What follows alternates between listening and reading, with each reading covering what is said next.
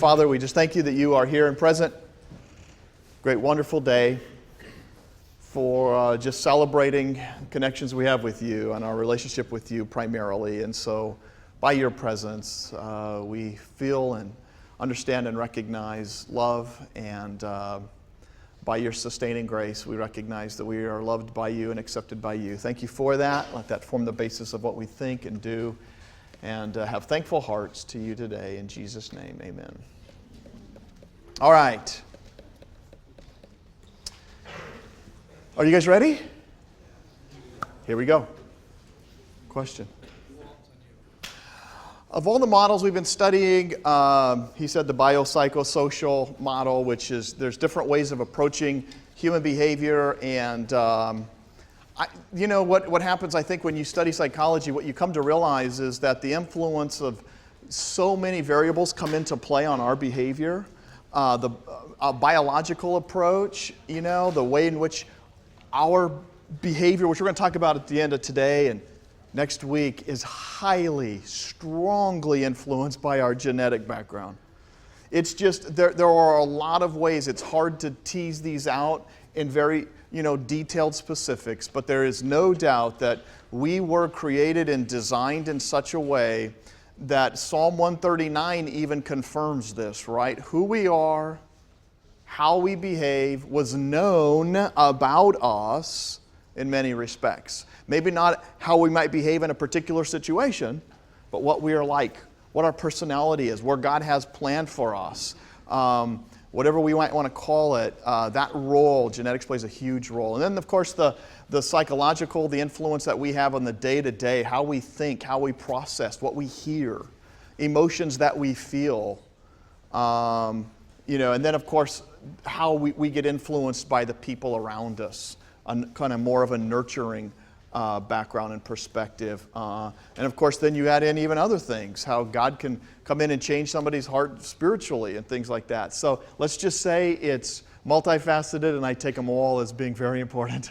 It's hard to really pull one out of there. It's a good question, though. All right, good. Other questions as we get started? Yes? How long do we have to keep these things? Oh, hold on to your clickers. We're going to use them here. Oh, wait, what's the question? When we do the Yeah. attendance and we're not using them, how long do we have to keep this on? Oh, just leave them on. They'll automatically turn off usually, or you could turn them off. We're going to use them in about 5 minutes, though, so leave them on, and because I got a question. In fact, we'll do it right now. Great, thank you. Here's how we're going to use it today. It's going to start with the question, and then you're going to answer it by using your clickers. And so it goes this way. Ready?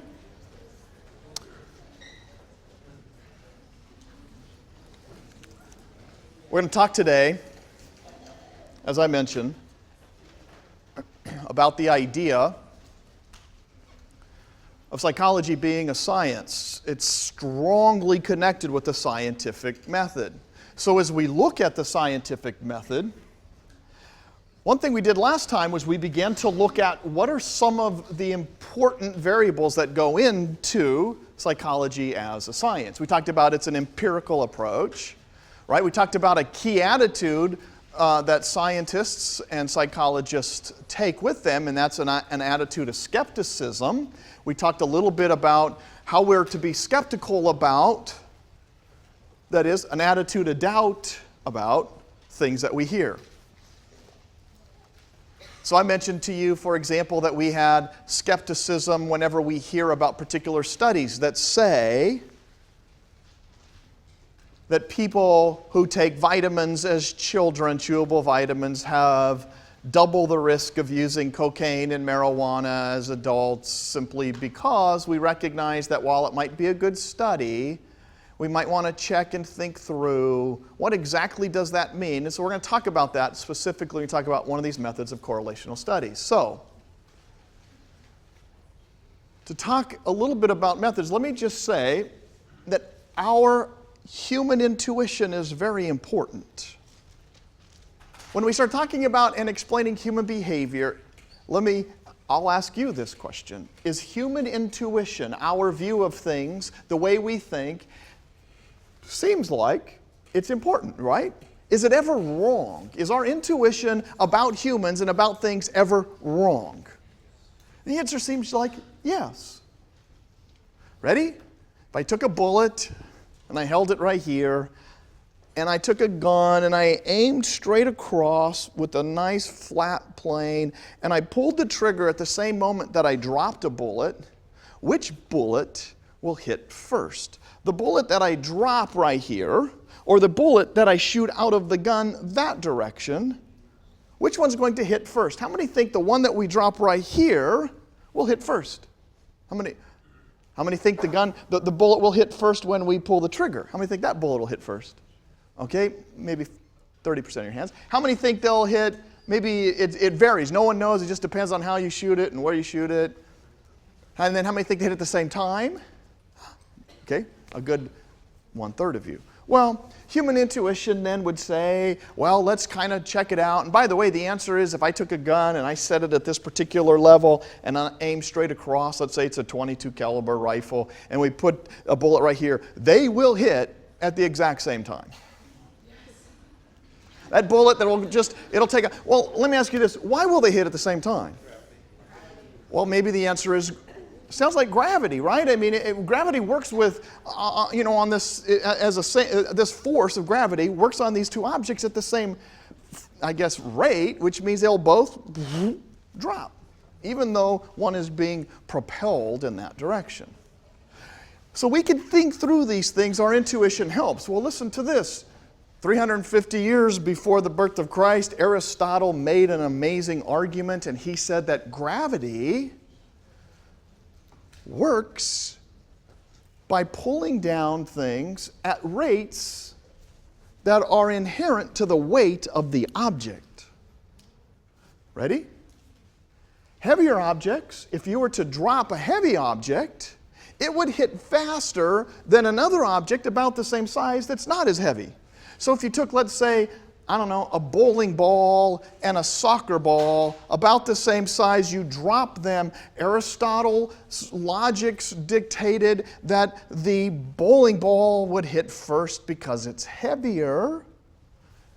And for 2,000 years, this went without dispute, and Aristotle was wrong.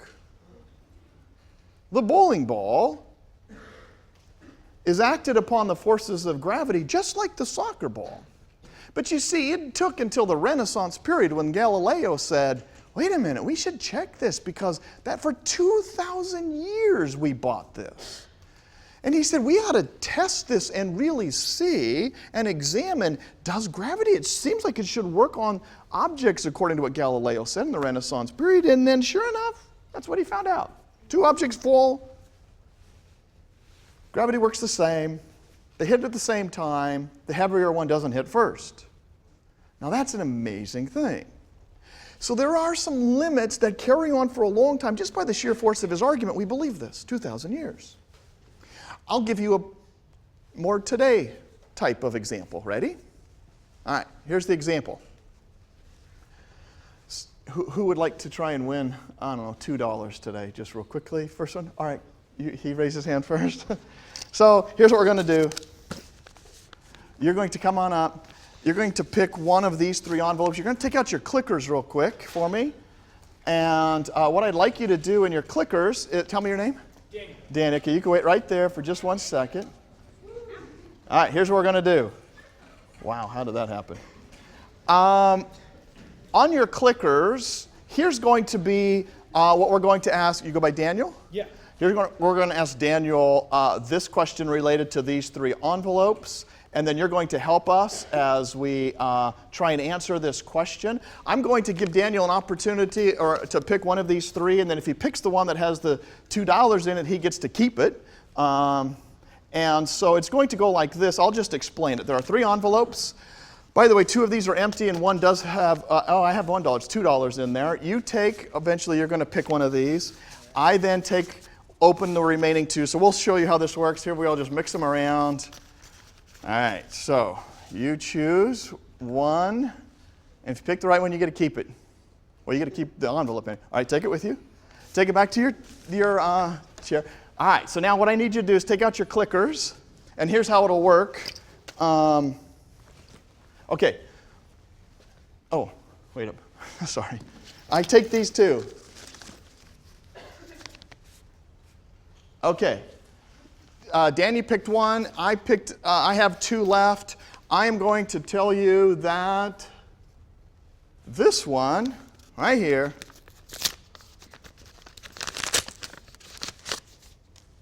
does not have the dollars in it. Okay? So now Daniel has an envelope, I have an envelope, and here is the question for you. If I offered Daniel a chance to switch with me, do you think it would be in Daniel's best interest to switch, to stay with his original selection? He's shaking his head no, that he wants to. Or it doesn't really matter. Does that make sense? Think about it to yourselves. Do you understand the problem? I'm going to offer Daniel an opportunity to try and maximize his chances to win that money. And so what it is he selected an envelope. I showed you that one of these envelopes did not have the dollar in it. And so now I'm offering Daniel an opportunity to maximize his chance. And so I'm going to say, Daniel, you have a choice to either switch with me or stay with your original selection. Look at this. Tell me which one you think he should do, and go ahead and vote now if you were Daniel.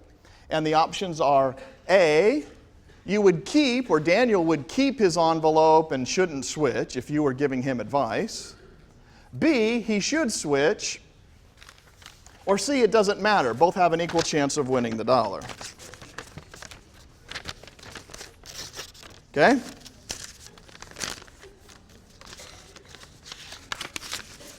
Now, let me say that ultimately what happens is we have a very interesting human intuition situation. And here's what it is. By the way, here's how you voted. Everybody in?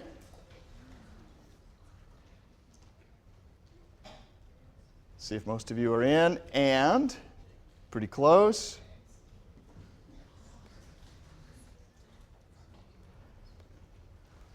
51 out of 136, I don't know what percentage that is, but it's a little less than half said that you would keep, Daniel ought to keep the envelope and not switch.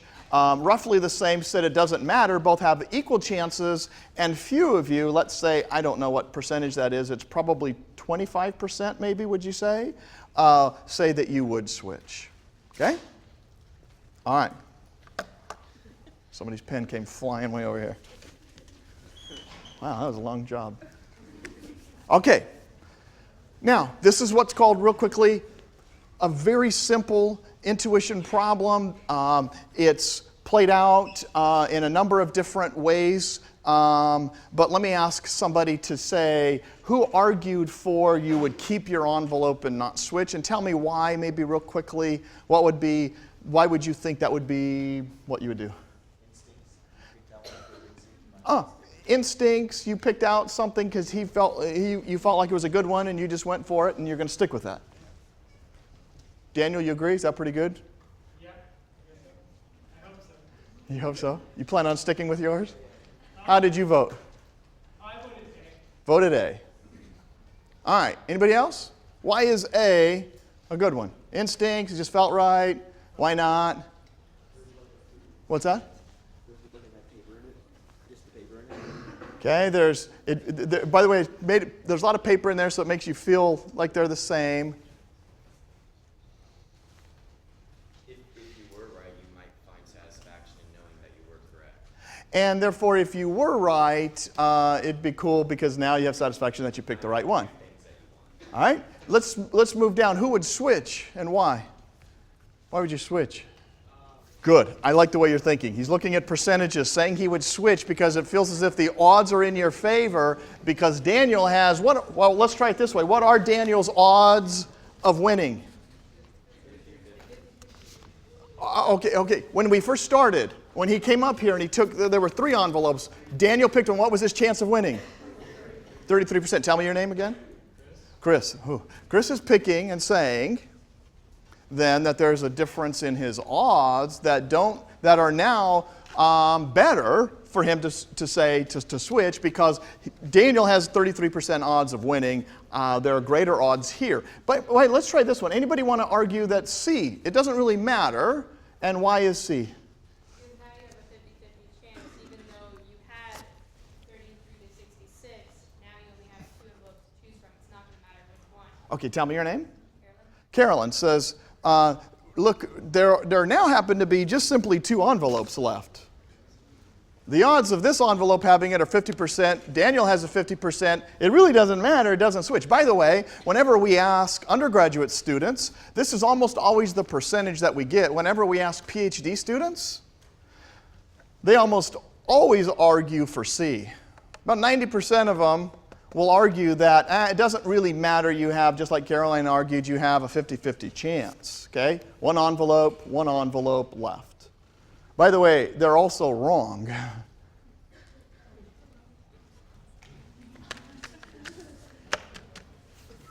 Anybody else want to argue, though, before?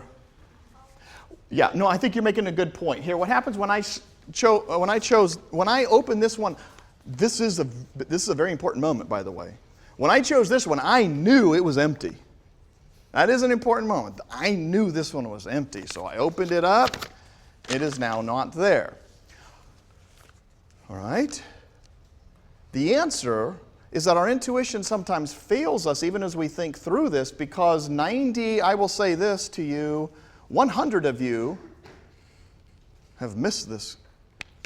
37 of you have gotten this correct. You see, the reason it is better to switch is much like Chris was arguing. Watch this. Ready? Daniel picks an envelope, 1 out of 3. He takes 1. Daniel's chances are 33%. What are my chances that I have the right envelope in my hands right now? If his are 33, my odds are 66. When I open this, by the way, Daniel's odds never change. Never. It's always 33%. The moment he picked it, it doesn't magically go, oh, now it's 50%. The odds are either 33 or 33. His odds never change. Just because I opened this, set it aside, and have left 1 doesn't mean he magically now has 50% chance. Now, intuition is really weird because it sometimes says that doesn't make any sense. It just seems like we both have 1 envelope. But I'm telling you, after doing study after study of this, which we should do next, though we don't have time, what I'd like to do is just have us all do this and we would do it. And I guarantee you that if I gave you 100 chances and you never switched, you kept your envelope, you're going to walk away that day with $33. Because you got 33% of a chance of winning. You're going to walk away with $33. But if you switch with me now, you will walk, and you do it 100 times, you're going to walk away with $66 at the end of the day. That's what experiments, that's what it'll show us. By the way, they wrote this in to, y'all ever read the column, Ask Marilyn in the Parade magazine? Did I ever tell you about Marilyn Vos Savant, smartest? There was one person who scored the highest ever on an IQ test. The person who's ever scored the highest on an IQ test is Marilyn Vos Savant. It really bothered me because she beat me by 1 point. I hated that. No, not really. You all believed me. Wow, that's awesome. She scores the highest ever on an IQ test. They wrote this thing in and they said, Marilyn, what would you do? And you know what she said? Oh, I would switch. That's what I would do. And here's why. A lot of mathematicians, PhDs, miss this and say, nah, it's C. All right. I told you, after hearing this research now on this problem related to switching or staying, what would you do now if you were advising Daniel? So click in. Now that I've told you all of this, this is what experiment. You have to just trust me that we did the experiment. It worked out this way. What would you do? A, nah, you would still keep your envelope. My arguments, everything I presented, don't persuade you. B, okay, now I'm persuaded. I would switch. C, you still believe they have equal chances of containing the dollar. Oh. 5 of you may not have been listening to anything I've said so far.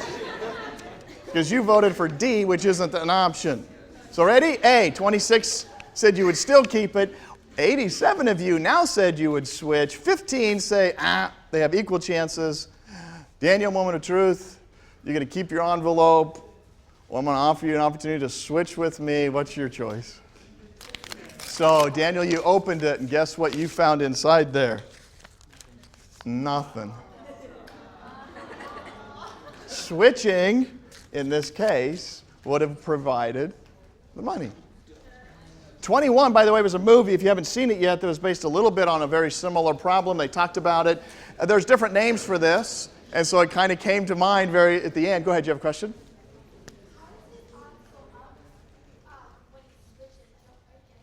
Well, here's what it is. I'll just one last time. These numbers, these two envelopes here,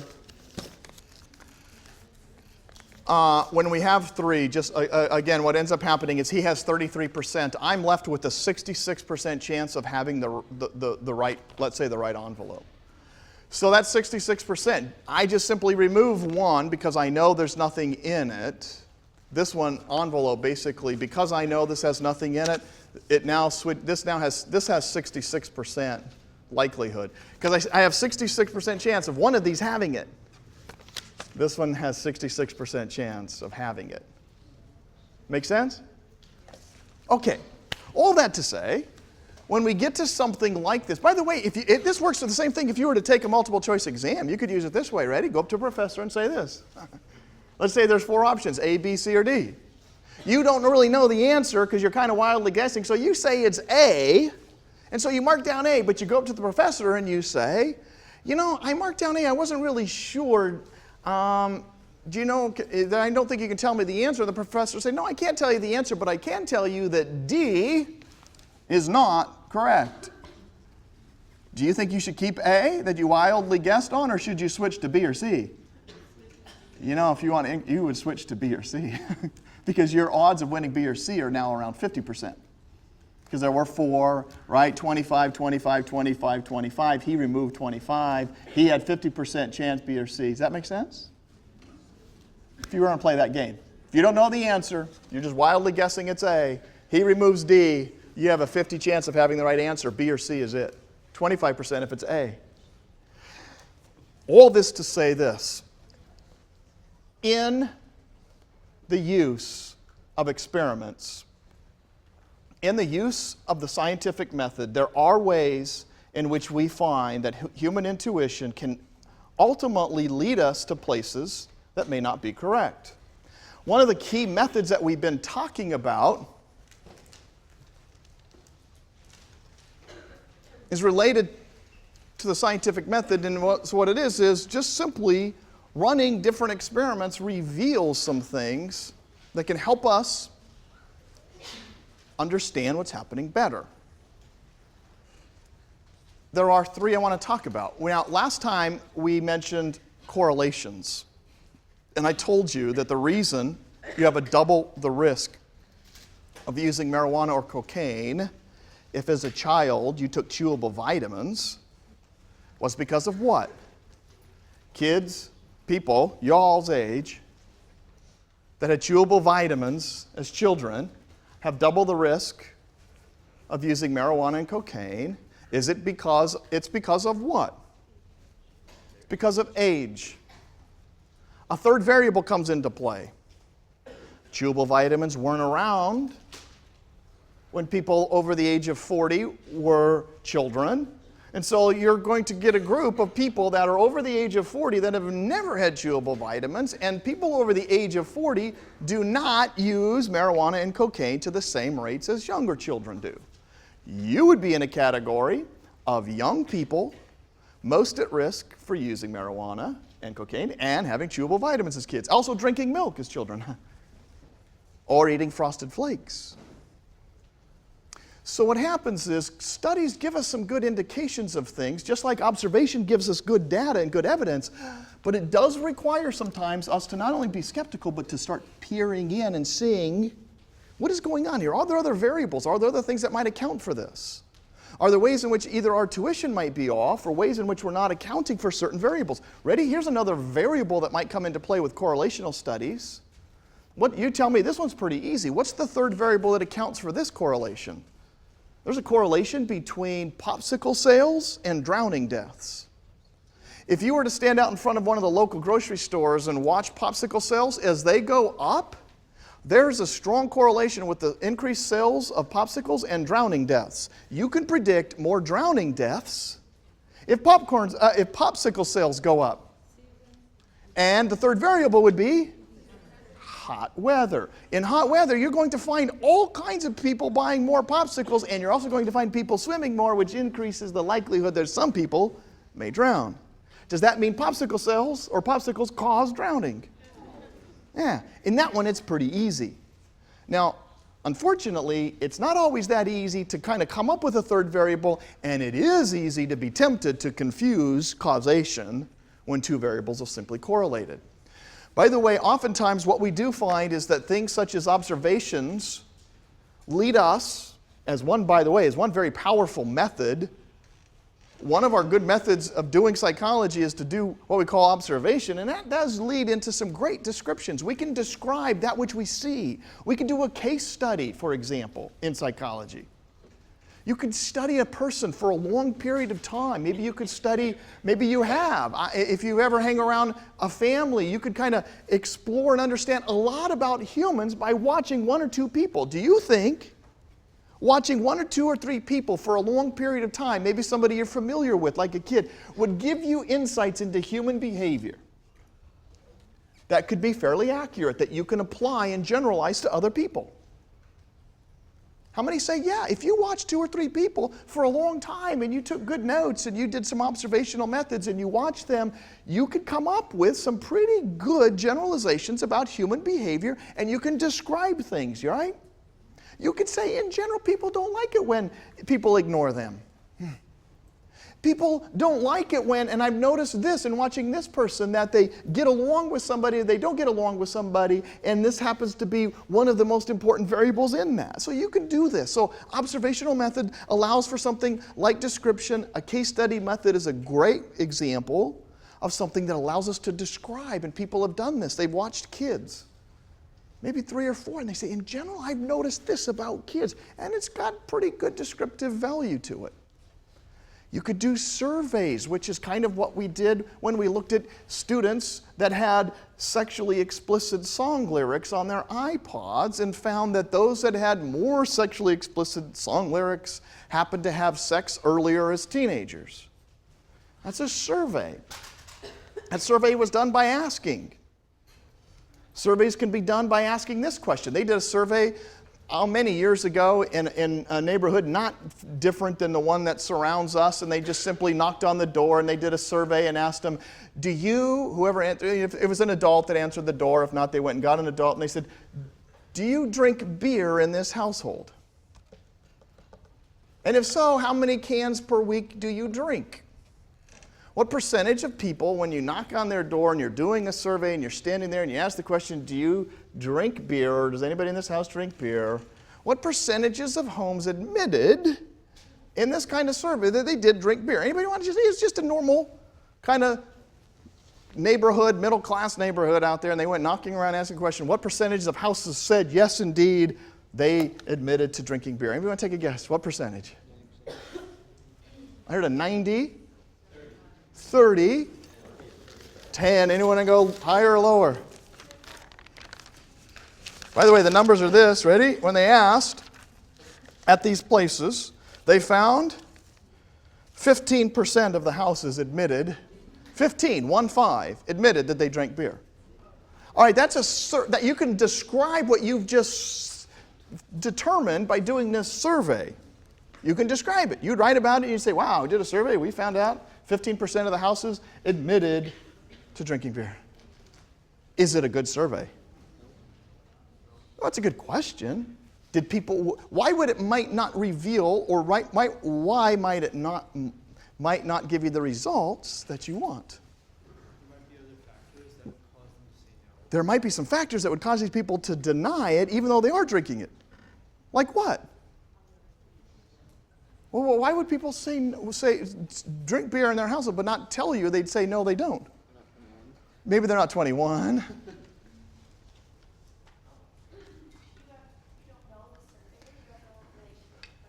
they're just a stranger. It doesn't, maybe it's easy to lie to them, or you just don't want to reveal the truth. Maybe it's embarrassing. Maybe it's socially strange, whatever. They didn't want the surveyor maybe to think that they were a bad person. Maybe the surveyor might think that they might be judging them or something about their alcohol use. By the way, you could do a naturalistic observation, which the people, by the way, who did this survey did do. They just went and found out 15% of the people in these homes admitted to drinking beer. They did a naturalistic observation. But what would you do that didn't involve asking people that you might go out and observe naturally in order to determine the amount of alcohol? Maybe you could go, which is exactly what they did, by the way. They went and checked the recycling bins and the garbage that were put out in front every week in front of their houses, and they went through those. Which is, in a weird kind of way, it is now, by the way, it's public property when it's out in the trash can sitting out in front of your house. It's no longer your own private property. It's in the trash. Did you know that? Okay, whatever. So now it's out there. They went through it, and they found beer behind 77% of the houses. Or in front. Does that mean that that was accurate? Are there any problems with having beer out in front of your house that may... Could have had a party, and they could have had all kinds of people over. Maybe they were putting their beer cans in other people's trash cans to share the whatever. Collecting cans. So, here's my point. Case studies, surveys, naturalistic observations are one type that allow us to describe the things that we've seen. They can be very valuable, and they can be very accurate. I'll tell you this, I can... Ready? Can I, if I just told you there's a relationship between popsicles and drowning deaths, if I don't know anything about people swimming and how often, but if you told me that you saw an uptick like this in popsicle sales where they were flat and all of a sudden they went up, could I use that data to predict there are going to be more drowning deaths?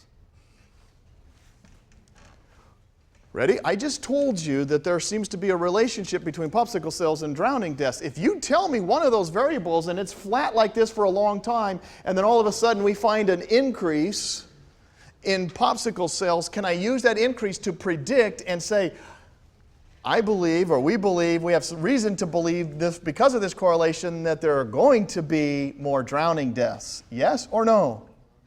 Yes. That's because in correlational types of studies, the key variables are connected. So in this case, the two variables that are connected are popsicle sales and drowning deaths. They both are connected together. We call that a correlation. These two variables go up. Give me another correlation. Anybody know two variables that are correlated? Do you have a good one? Two variables that one goes up or then the other one goes down, or they both go up. If one goes up, another one goes up. Fireworks sales and hospital injuries. Fireworks sales and hospital injuries. The more fireworks are sold, the more likely you're going to have people in the hospital for blowing things up, like fingers.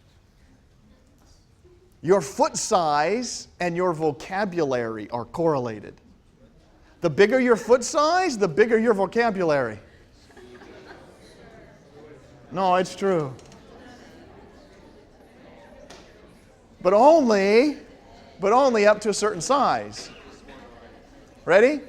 You tell me and you say, hey, I know a person's foot size and it's a 2. Then I'll tell you, oh, they probably have a vocabulary of about 15 to 20 words. Right? As it gets bigger, that foot size gets bigger. That vocabulary also, does foot size cause vocabulary? No. See, okay, correlations are very powerful. They're a relationship between two variables or traits or behaviors that vary together. They vary together. They go together. One is co-related to the other. One goes up, the other one goes up. One might go up, but another one might go down.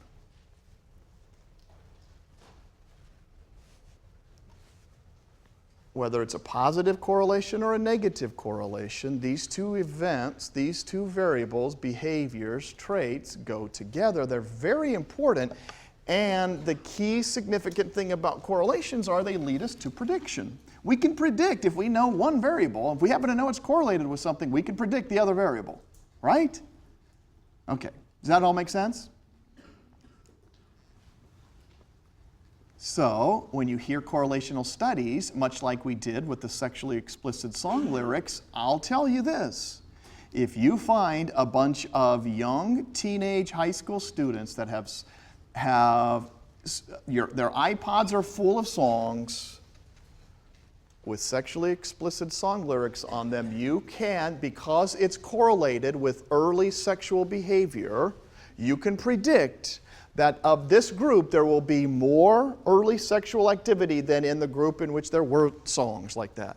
Does that mean that the songs are causing the early sexual behavior? It's tempting to say, what is it about the songs? Is there anything about listening to songs that causes kids to do this? Is there something in the lyrics that works in their brains maybe? Do listening to these things kind of lower their inhibitions? Or are we dealing with a cause factor here in which it indicates the possibility of cause and effect, but it doesn't prove causation?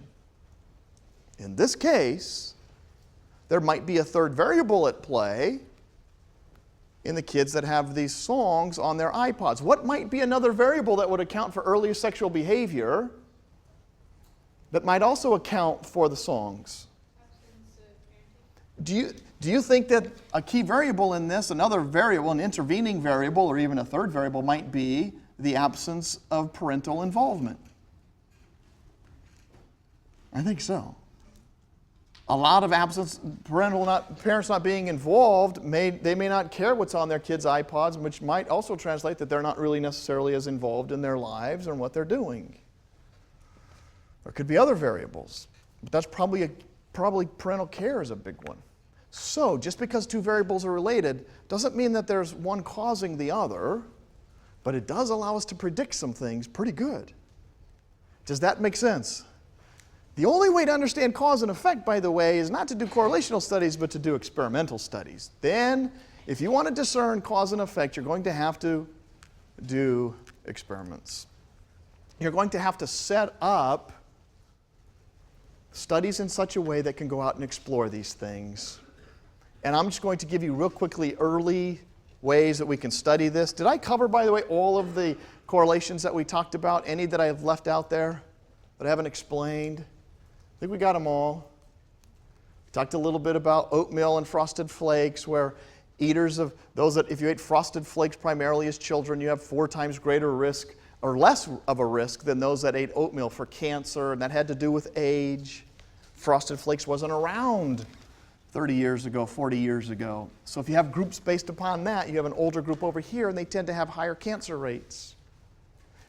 So the only way to explore a true discernment of cause and effect variables is to do a quick experiment. So here's what I'll have you do. I'm just going to summarize what an experiment would be, and then we're going to transition to chapter 2. So think about it. See if you have any questions. Any questions about correlational studies, what we call observational studies, which lead to description, or as you're writing these things down that are related to an experimentation, where we hold constant all the factors that aren't being tested, and then we manipulate those that are being studied. That's the hallmark of an experiment. Hold constant the factors that are not being studied. What would we want to hold constant if we were exploring if popsicles do cause drowning deaths? What would we want to hold constant, do you think? What variable would you want not to vary? Popsicle. Well, okay, you can think about sticks. You don't want those to vary. What else would we say we don't want to vary? We want to find out, wow, do popsicles really cause people to drown? Could we feed popsicles to a bunch of people and see what happens, and they go swimming, and then... You want the same amount of people. So let's take this half of the room and this half of the room. You all eat, I don't know, you eat something like maybe an ice cube on a stick. And you all eat popsicles, and then we send you out swimming, and I know this is kind of morbid, sorry, but the idea is, what would happen? Would we find that more people drown over here because they ate popsicles? However, what would be the variable we'd want to keep constant? The weather would be a very important factor. Let's keep it constant. If the weather's the same, that's an important one. Swimming ability would be important too in this case, right? We'd want good swimmer. How many over here? Let's see your hands. Let's just suppose this was the way in which we randomly assigned you, which is another key important variable when we do experiments, is random assignment. What does that mean? People have an equal chance of being on either side or in either group. We'd want good swimmers over here and good swimmers here. We want you to have an equal chance. We wouldn't want all the bad swimmers over here. That would mess it up. Let me raise your hand if you're over on this side. If you're a good swimmer in general, you're a pretty good swimmer. Let me see your hands. All right, let me see your hands if you're not a good swimmer or you're just medium. Some of you. Okay? Over here, good swimmers? Let me see your hands. You're not so good swimmers. Does it look like about equal numbers? It looked like, to me, pretty equal random assignment. Therefore, we now know that this group isn't necessarily any different, so we couldn't blame our outcome on differences in groups. Random assignment allows that. So you randomly assign people to different groups. You vary. There's a factor or a variable that you manipulate, the independent variable. Maybe let's try this. What might be some variables? Would class temperature influence your test scores? Does class temperature have any variables or any influence, on test scores? How many say, yeah, class temperature could influence test scores? We could test it out and see. We could have this side of the room take a test in, let's say it's very cold weather, right? Very cold classroom. It's freezing and they have to take tests in freezing classrooms, and this class could take tests in normal temperatured rooms, and then we could find out, does the weather or the temperature in the room influence your test scores? The variable that I manipulate is the independent variable. And in that case, in this case, the independent variable that I manipulated was what? I'm looking at to see if test scores are influenced by temperatures. And so I alter the temperature in the room. For this half of the room, it's very cold. For this half, it's normal. What's the variable, the independent variable that I just manipulated? It's temperature. You might want to write that in your notes. The independent variable is temperature. What's the dependent variable? The variable I'm measuring, the behavior that I want to see it might change as the independent variable changes, is what? Test scores. Test scores are the dependent variable. In the other case, popsicles were the independent variable that I manipulated. Popsicles, no popsicle, and drowning behavior, or drowning or swimming, whatever, was the dependent variable. Okay. You have experimental groups and control groups, right? An experimental condition, they get exposed to the independent variable, and the control group is exactly identical, but they don't get exposed to it. All right, any questions then on an experimental method, random assignment, holding factors constant that we don't want to study, and independent, dependent variables? Any questions? Two groups, experimental control, it's the kind of gold standard of doing research. Experimental control group. If I want to find out if a new drug works, I have got to give you, this side of the room, a control group. I have to give you the same pill in a form by swallowing it, even though it might be a sugar pill. Well, you get the same pill, but it has medicine in it. Everything else, we treat you the same. You both swallowed something that was round and yellow. This one had sugar, this one had medicine. Experimental group, control group. Everything else is the same. Then we see, did this really take away headaches? If so, then we can say, this study is showing in this kind of gold standard that this medicine works. And it's not just what sometimes happens if you take a sugar pill and people in the act of doing that. What do we call that when their headache goes away even though they only took a sugar pill? It's called the placebo effect, right? A very powerful effect. Some over 20%, maybe even higher, of the people who would just take a sugar pill will find relief from their pain because they expect it to happen. It's called a placebo effect. That's what this experimental condition would allow us to avoid falling into. All right. So, where are we going? End this. So any questions?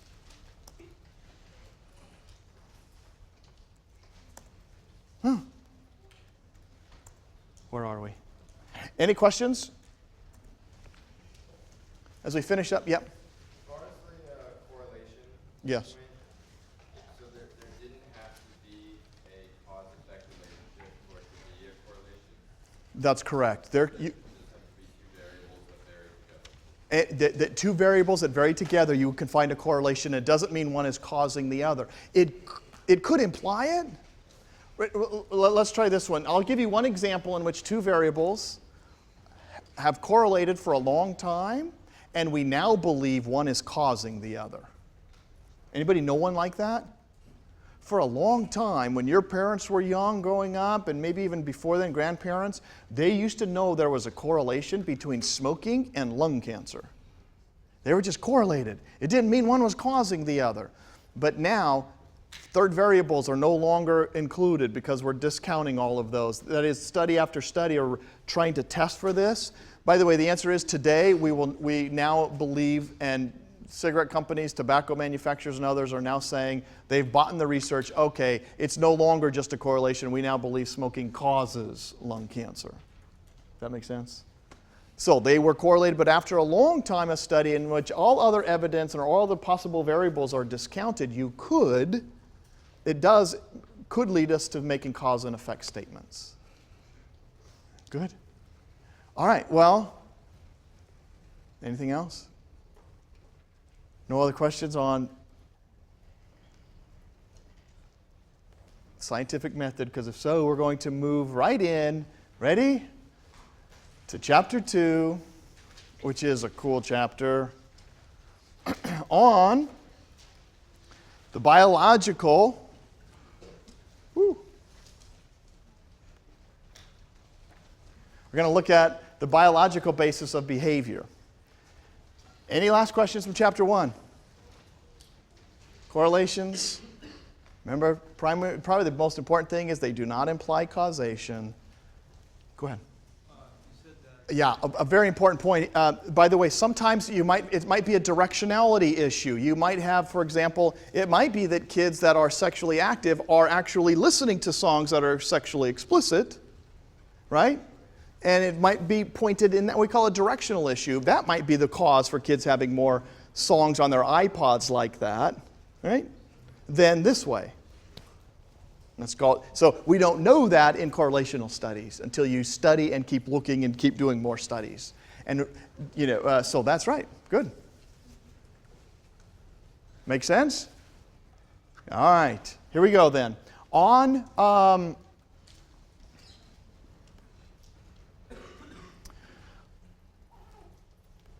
Chapter 2, what you're going to find on the neuropsychology and behavior, we're going to explore the nervous system, or we're going to talk about the brain.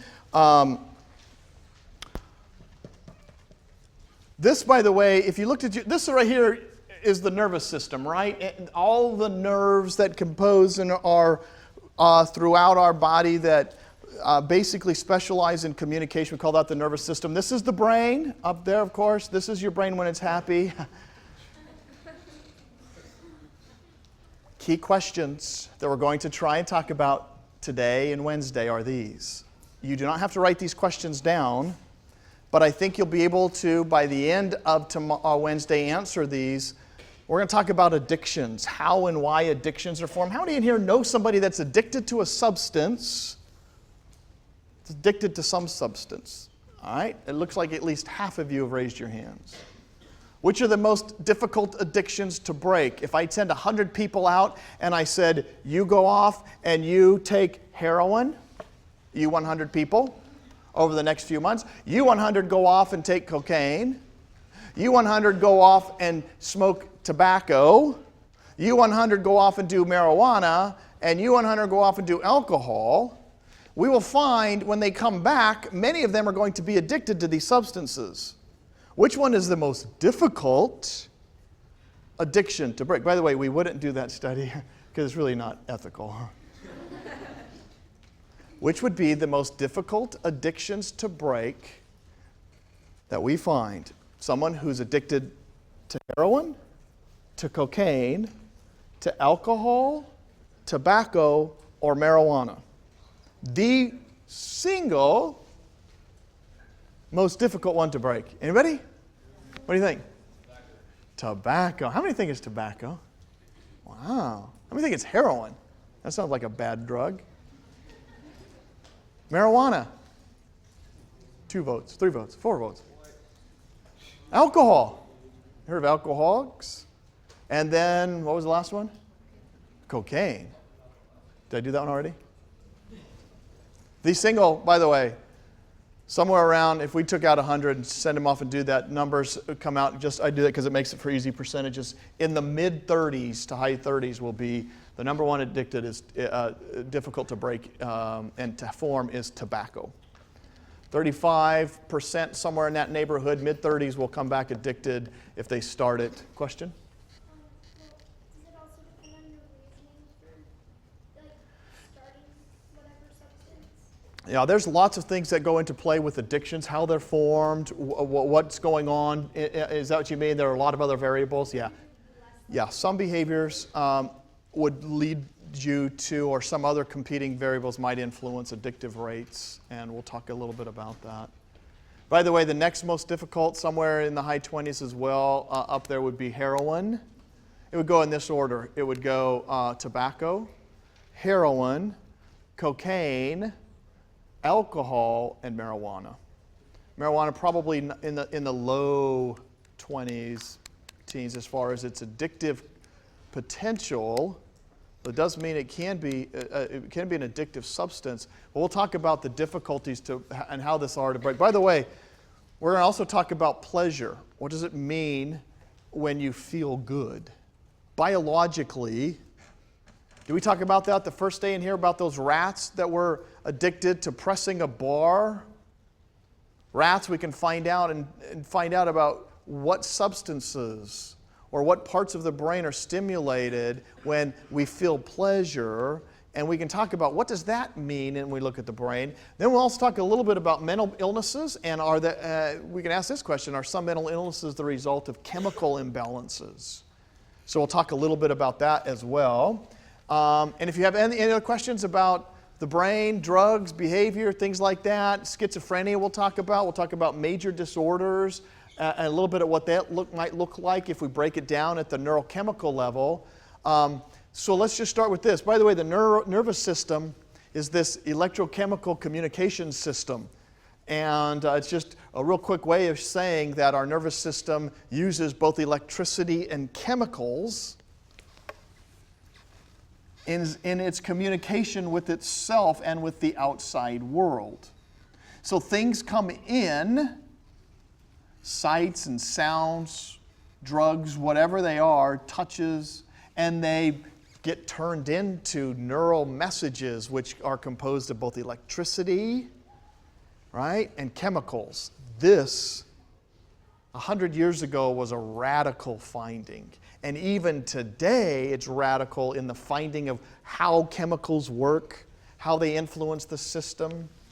The divisions of this nervous system are also interesting. We're not going to spend much time looking at the peripheral nervous system.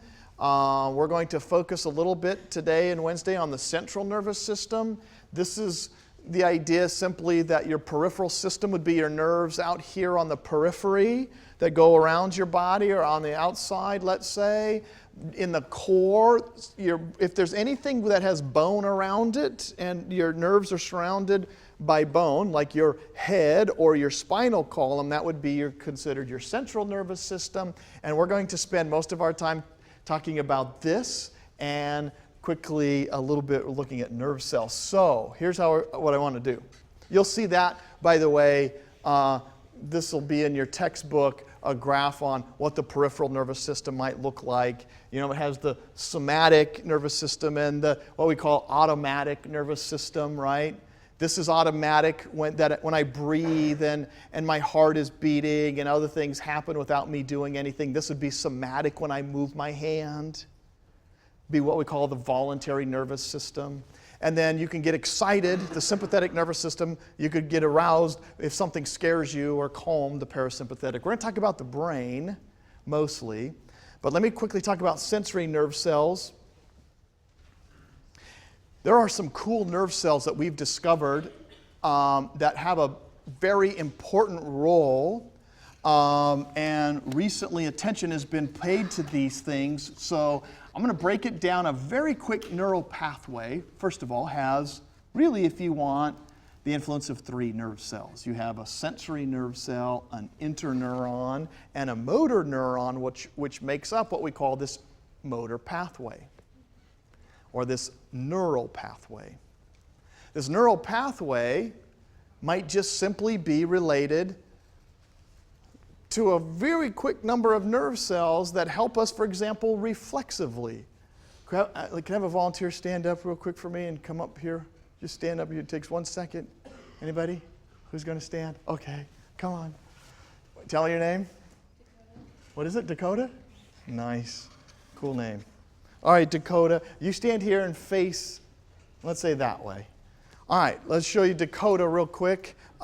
This is what will happen. Put your hands out like this, or at least one hand out. Now, if I was to take a needle and poke her, or take something really hot, and if you put your finger out like this, and if I was to light a match and stick it here, which I won't do, but if it gets closer and closer, if this is the flame, and she has no idea, she's just standing here minding her own business, and if the flame goes like this, and eventually she doesn't know what's happening, all of a sudden she feels heat, what will Dakota do? She's going to move her finger away, right? Well, it's a reflexive action. If all of a sudden you're just standing there and you reach over, this is and here's what it will look like, right? This sensory nerve cell right here in the end of her finger will go and it'll just sense the heat, and this sensory nerve cell will send a message right here along this path, very much faster than this. And where will it go next, by the way? It goes where? Goes up to here. Does it go up to there? For some of you that are in biology, you're going, this is a very simplistic, but Dakota, is it up here ever? Well, eventually it gets there, but for her to move her finger, it goes like this. The sensory nerve cell goes right to here in the middle of her back, somewhere in her spinal column, and there's an interneuron, right? And that interneuron communicates with the motor neuron, and the motor neuron now is told to do what? Move your finger. Right? That quick, that simple. By the way, this is very fast. It goes like this. If it went up to here, what would happen to Dakota's finger? Odds are reflexive actions keep us from having to burn things or get hurt or not. Because when we reflexively pull away, if it went up here and she had to go like this, oh, I'm worried and thinking of, oh, that's hot, move your finger. It's a little bit slower. Just that going up to there takes time, right? Does that make sense? By the way, Dakota, you can sit down. That was awesome. It was great. North or south, by the way? No, not really. That's Dakota. Which is your favorite one? Okay. All right. Here we go. Ready? If your brain is involved in this, you can see how quickly it would be. Over time, we could have a little chain. And so you could, if you had to make a decision each time, this would slow down just milliseconds faster, right? Than by not going up to the brain, it's faster. So in reflexes, it just simply might involve this neural pathway, a sensory neuron, a motor neuron, and then, or a sensory neuron, an interneuron, then a motor neuron. Nerve cells. Basic building blocks of the whole nervous system. Most of you, this is a repeat, but it is important to get some of these basics. A nerve cell basically involves what we call the cell body, surrounded by these dendrites which pick up things from the outside or from other nerve cells. Inside this cell body is the nucleus. And then information travels down as what we call a neural impulse, travels down the dendrites, okay? Out from the dendrites, travel down into the cell body, travel out of the cell body, down this, what we call an axon, okay? And out, this neural impulse goes out and down to the axon terminals. It's surrounded, this axon right here is surrounded by a myelin sheath, a coating that allows the neural message to go through faster, more efficiently. For how many of you all, this is just a review. You've seen nerve cells, you know a lot about them, you've even studied them. Great. For some of you, then you'll just have to stay with me, but watch. As this message gets sent, right here would have been, let's say, the edge of Dakota's finger, and her finger would have sensed the fact that a message was coming by that was heat, and the message would have been collected here at the tip of her finger, collected by this cell, which said, send the message and stimulate it down this particular pathway down to this interneuron, which then interpreted that message that was being sent here, and in that pathway it knew to stimulate the other side, the motor neuron in Dakota's finger, which told her to move. Now, real straightforward, this is an electrical, what we call a neural impulse. If there was a slice here, what would happen to the electricity? It would stop, right? If there's any gap, physical gap in, let's say, a wire, the electricity stops. Would you guys like to hear a really gross story? If it's too gross for you, here's what I need you to do. It's a really gross story. But you see, what happens is this. In our nerves, when they combine together, a bunch of axons kind of combine together. And so in my hand, like this, I have nerve cells at the tip all around here, dendrites, and all of these come together and they send off, and these axons bundle together into what we call into nerves. And they travel down nerves like this, big nerves, right? You ever heard of somebody actually hurting or severing a nerve? Here, if that happens, you stop that message doesn't get through because the electrical impulse is stopped. Okay, really gross story. So if it's really gross, I'm going to tell you to seriously close your ears and not listen when I get to this really bad part, because it's really bloody. But it illustrates what happens when you have these axons and these nerves that get damaged. I did this one time. I was taking wallpaper off of a wall, and I had a very sharp blade. It was about yay big. And it was a razor blade, and it was about as heavy as a hammer. And I stuck this on top of a ladder. And I put a brand new blade on it, put it on top of the ladder, and I went like this, picked the ladder up, and I stepped like this, and the blade fell, and it went right here, right through my wrist. It just went like this, boom, like that. Okay, if you kind of get grossed out, seriously, hold your ears for about 1 minute, because I'm going to say some things that are really bad. Seriously, hold your ears. I've had people faint in my class before. I'm trying not to make it too gross. But here's what happened. Ready? The knife went down and it severed, and blood just went like this. Everywhere. And I went like this. I went, oh! My first thought, I know this sounds really funny. I thought, I'm going to die. That's what I thought. That was the first thought. And I went, oh, I thought somebody played a practical joke and put like a hose there. That's how much blood was went. And my wife went, oh! And I went, oh, oh. And I took a shirt and I wrapped it and I ran to the bathroom and I went, oh my gosh, I'm feeling weak. And I went in and we go to and Elisa drives me to the hospital, and I look at my hand, it's bleeding. So we tried to stop the blood and we get there.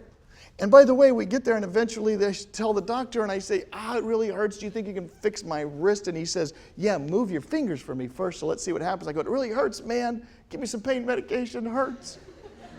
And he says, okay, move your fingers. And I went, chick, chick, chick, chick, chick, chick. And I couldn't move these two. And I went, I can't move them. Give me pain medication, I'll move them. He says, no, you severed and cut the tendons to these two digits. Just close your ears. Close your ears. Oh. Keep them closed.